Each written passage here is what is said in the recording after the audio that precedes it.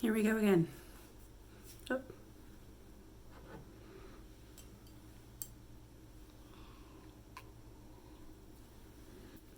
Hi, hello, Booktube. I'm Melita, and this is my channel, The Midnight Librarian. And if you couldn't tell by the title, this is the Booktube Newbie Tag. Now, before I get into the tag, I just want to say that this is not my first channel. This is not my first time posting on Booktube. But we'll get into that. So, question 1 is, why did you create this channel? I created this channel because I wanted a clean slate. As I said before, I have been on Booktube before. I've had a Booktube channel before. And I was not in the right headspace at the time. It's been a couple years now. And I've lost my brother. I've changed jobs. And I've grown since that time. And I'm in a time in my life right now where I feel like my voice is more confident, myself as a person is more confident, and I feel more at home and comfortable with myself and my identity to be able to want to put my voice out in the Booktube community. And with that voice, add a plus size Indigenous Native American female voice to Booktube. Question 2 is, what are some fun and unique things you'll be able to bring to Booktube? As I said, I am a plus size Indigenous Native American female. That in itself seems to be a rarity on Booktube. From even before, when I had a channel, I'm only been able to find 2 other Native American booktubers. So I'd like to be able to add my voice. Not to say that Brody or Michelle haven't done a wonderful job. I'd just like to throw my name in the hat. I also hope to be able to come up with some creative content for you guys and be able to give you reviews and perspectives that are unique to me. Question 3 is, what are you excited about this new channel? I'm mostly excited about connecting. I am excited about connecting with other people that I can talk to books about with, to discuss books, to challenge my perspective on things and educate myself on all sorts of topics of the world, really. And no offense to my personal friends and family who do occasionally read. We just don't read the same topics. They don't read as much as I do. And as well as I'm just excited to talk to other people. Being in social isolation, I'd like to be able to talk to someone outside of my immediate family. But like I said, I love them to death. But it's nice to be able to interact with other people. Question 4 is, why do you love reading? I've always enjoyed reading. And for a while, it was my escapism. It was my comfort. When I was in 2nd grade, we moved from the reservation out town to the coast. And so I went from a school that I knew everyone. They either were family or knew my family, and they looked like me, to a school where I only saw one other person of color, and everyone was light-skinned, blue-eyed, blonde-haired. It was quite a culture shock for me, and even though they were nice enough at face value, it was in the middle of the school year, so all their friendship bonds were already happening and all their cliques happened. So at recess, I wasn't comfortable enough with myself to try to navigate friendships alone, and no one was offering that. So I often hated recess and would either go to detention, not because I was in trouble, but because I wanted to get homework done so I didn't have to do it at home, or I went into the library and just read. Eventually, that did end up being able to connect me with other people and develop friendships later in life as I met other like-minded people. My friends and I would often go to the library in middle school and high school because it was the only place open and unlocked with a heater going. So we would often spend our times in there, and even though I still have connection with those friends today, our readings preferences have changed. But I still hold those friendships fairly close. So reading has always been a sort of escapism and comfort.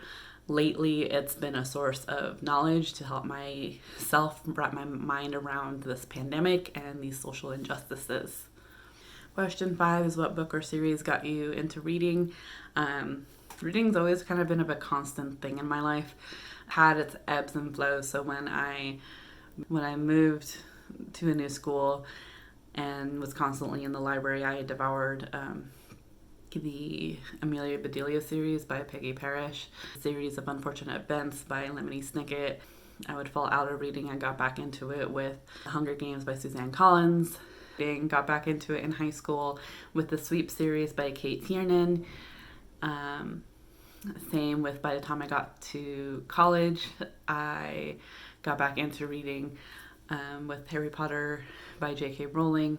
Unfortunately, this will be the only time I mention that series as well as that author, as she's shown her cards and it's very disappointing. But most recently, the book that got me back into reading and has had me on this reading kick for the last couple years is American War by, I apologize for the mispronunciation, Omar El Akkad. American War was it gave me this fear and anxiety because it was a future that I felt was realistic and terrifying.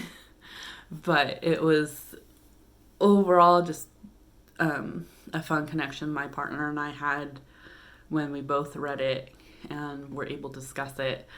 So it got me excited to read more and have more discussions, and that's what has been inspiring me for a bit, even though my partner isn't nearly as much of a reader as I am. So, but I have hope.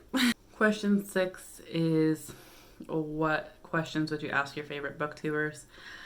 General questions for booktubers is, where do you find your cute ass mugs so I can be sipping my drinks in? Some booktubers that I would like to just get coffee with and pick their brains about. I want to get coffee when this pandemic's done. It's Starla from Starla Reads, Jessie from Bowties and Books, Sam from Thoughts on Tomes, and of course Kayla from Books and Lala, and Tiana from Tiana T. Question 7 is, what challenges will you think will be the hardest to overcome with starting a booktube channel? Honestly, being heard and seen. This is something that I've been learning about with booktube, but with society as well, is that Indigenous Native Americans are left out of the conversation of people of color. I'm not sure if this is a political thing or somehow we're just not seen as people of color, but more times than not, we are just left out of the conversation, either completely ignored or just not mentioned. So that's one worry that I have, and in general, just being seen and heard. So question 8 is, when did you start reading? I think this is a silly question because I feel like a lot of us who enjoy reading had started reading at a young age, with a couple of outliers. Remember my grandma reading to me when I was 4, or maybe even younger. She would read the Wind in the Willow series to me before bed, until eventually I started reading it to her. So reading's just been a constant thing in my life. Question 9 is, where do you read? I pretty much read right before I go to bed because I find it comfortable and relaxing. It's, to me, a good transition of relaxing my mind and my body before I go to sleep. But yeah, I listen to audiobooks quite a bit. I'm definitely someone that has to be doing something with my hands and be working with them for quite a bit. So whether it's chores, illustrating, or gardening, I'm usually listening to an audiobook. Question 10 is, what do I like to read? I like to read a little bit of everything. If you know me and my music taste, like I don't stick to one specific genre. Reading's very much the same. You can kind of tell with these books up here what I enjoy reading. But there's not much I would say no to, though that might be easier to explain what I don't like to read as opposed to what I do like to read. I don't like body horror. I'm not that big of a fan of high fantasy. It's really hard for me to get into. But there's not a whole lot I'll actually say no to. I'll try what I can. When I get to it is a whole nother story though. And that is the Booktube Newbie Tag. Thank you for watching. If you enjoyed this video, please give it a thumbs up. If you enjoyed me, if you want to see more of my content, go ahead and hit the subscribe button. Hit the little bell icon to get notifications when I upload more videos. I'm hoping at this point to upload at least once a week. If you want to follow me on any other social media platform, I'll leave my Twitter, Goodreads, and Instagram down below. If you still want to continue fighting the current social injustices, I'll leave links for petitions and ways to donate down below as well. This is an ongoing thing. The media might not be covering it nearly as much as it should be, but it's still happening. We need to still fight it. Please do your part and sign petitions, call your representatives, and donate where you can. Otherwise, I hope to see you in future videos. Bye.